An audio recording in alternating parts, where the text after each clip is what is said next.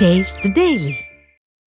சேலம் மாவட்டம் எடப்பாடி பயணியர் மாளிகை வளாகத்தில் மாற்றுக் கட்சியினர் சுமார் 100க்கும் மேற்பட்டோர் அதிமுக பொதுச் செயலாளர் எடப்பாடி கே பழனிசாமி முன்னிலையில் கழகத்தில் இணைந்தனர்.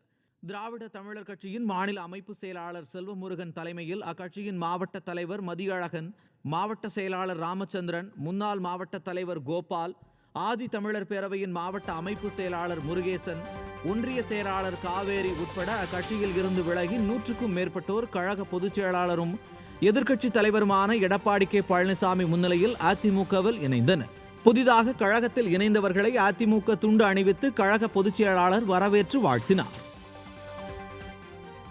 கோவை மாவட்டம் பேரூர் நொய்யல் ஆற்றில் ஏற்பட்ட வெள்ளப்பெருக்கை முன்னாள் அமைச்சரும் அதிமுக தலைமை நிலைய செயலாளருமான SP வேலுமணி நேரில் சென்று பார்வையிட்டார். மேற்கு தொடர்ச்சி மலைப்பகுதிகளில் தொடர்ந்து மழை பெய்து வருவதால் பேரூர் நொய்யல் ஆற்றில் வெள்ளப்பெருக்கு ஏற்பட்டுள்ளது.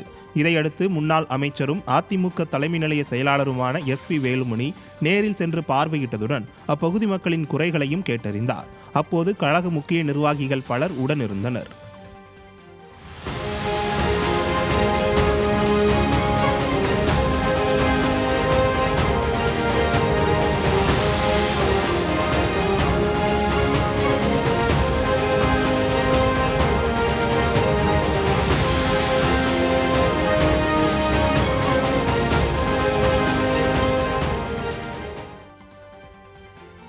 திருச்சியில் 27 ஊராட்சிகளை திருச்சி மாநகராட்சியுடன் இணைப்பதற்கு எதிர்ப்பு தெரிவித்தும் விடியாதிமுக அரசை கண்டித்தும் அதிமுக சார்பில் கண்டன ஆர்ப்பாட்டம் நடைபெற்றது.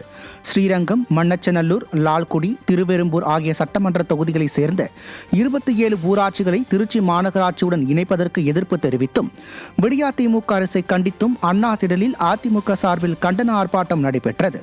இதில் சிறப்பு அழைப்பாளர்களாக முன்னாள் அமைச்சர் தங்கமணி மற்றும் சி. விஜயபாஸ்கர் ஆகியோர் கலந்து கொண்டு கண்டன முழக்கங்களை எழுப்பினர். இந்த ஆர்ப்பாட்டத்தில் கழக நிர்வாகிகள் மற்றும் தொண்டர்கள் பலர் பங்கேற்றனர். ஆர்ப்பாட்டம் இது ஆர்ப்பாட்டம். கிராம மக்களை வஞ்சிக்கும் விடியா திமுக அரசை கண்டித்து பல கிராம ஊராட்சிகளை மக்கள் விருப்பத்திற்கு மாறாக மக்களிடம் கருத்து கேட்காமல் திருச்சி மாநகராட்சியுடன்